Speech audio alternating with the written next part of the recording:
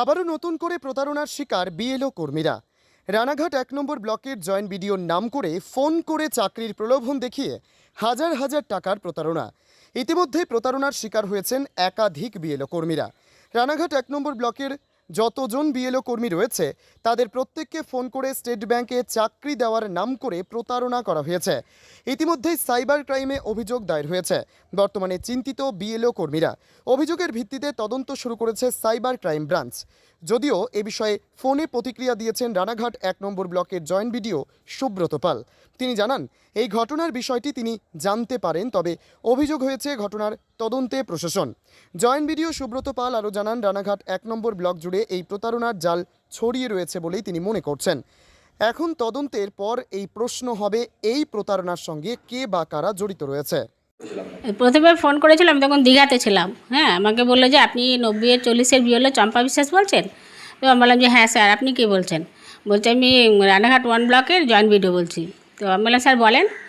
বলছে কি আপনি আপনার প্রাইমারি স্কুলের যে চন্দ্রপুর প্রাইমারি স্কুলের হেডমাস্টারের নাম্বারটা দিন। তো আমি বললাম স্যার একটু পরে আমি ফোন করছি, যেহেতু আমার ফোনটা তখন আমার কাছে ছিল না, বাড়িতে ছিল, এবার নাম্বারগুলো সব ওই ফোনে ছিল। তো তারপরেতে কিছুক্ষণ পরে উনি নিজেই ফোন করলো, করে বললো যে ঠিক আছে আপনার দেওয়া লাগবে না, আমি নাম্বারটা পেয়ে গেছি। তো আমি বললাম স্যার কী কারণে?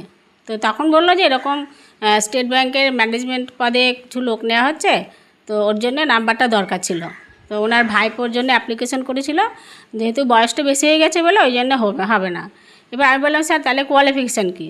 বললো মাধ্যমিক পাস হবে না, উচ্চ মাধ্যমিক পাস আর গ্র্যাজুয়েশান। দিয়ে তারপরে কিছুক্ষণ পরে বললো যে আপনার ছেলে কি মাধ্যমিক পাস? আমি বললাম হ্যাঁ। বললো তাহলে হবে, কিন্তু একটা ডিপ্লোমা কোর্সে কম্পিউটার সার্টিফিকেট হলে পরে ওটা হয়ে যাবে।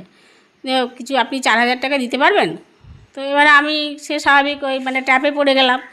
দিয়ে বললাম যে ঠিক আছে দেখছি। যে প্রথমে 4,000 পাঠালাম, তারপরে আবার বললো যে আবার 4,400 টাকা লাগবে, সেটা পাঠালাম। তারপরে আবার কথা বলেছিল 4,200 দিয়ে পরপর 3টে ফেজে টাকা পাঠানো হয়েছিল।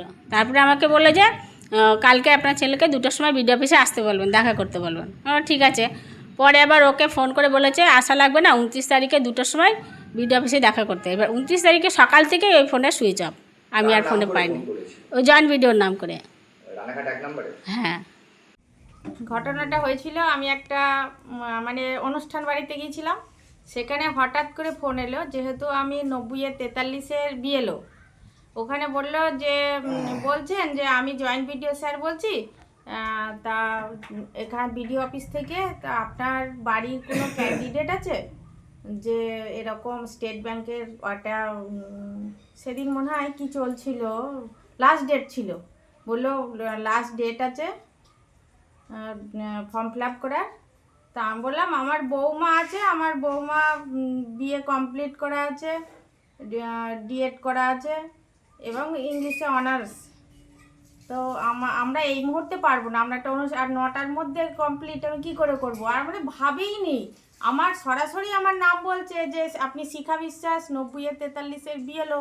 আমি ভাবছি হয়তো জয়েন্ট ভিডিও স্যারই কথা বলছে।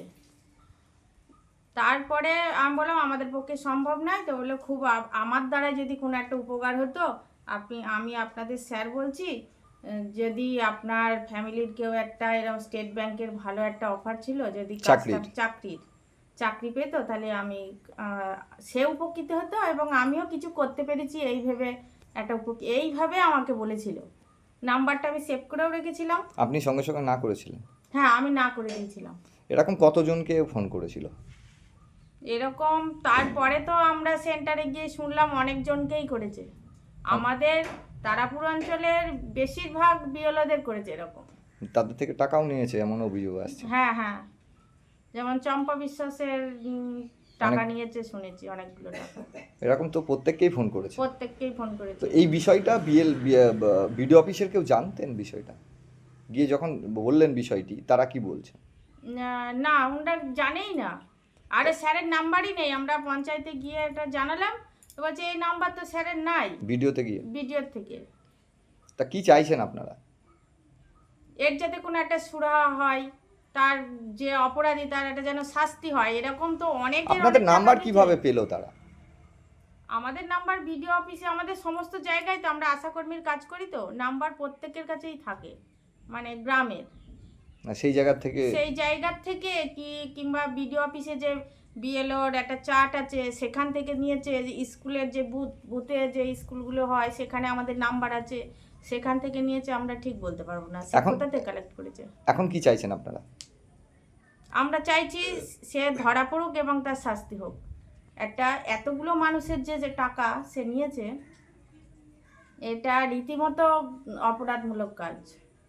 Bureau report, জজবাত 24 Bangla.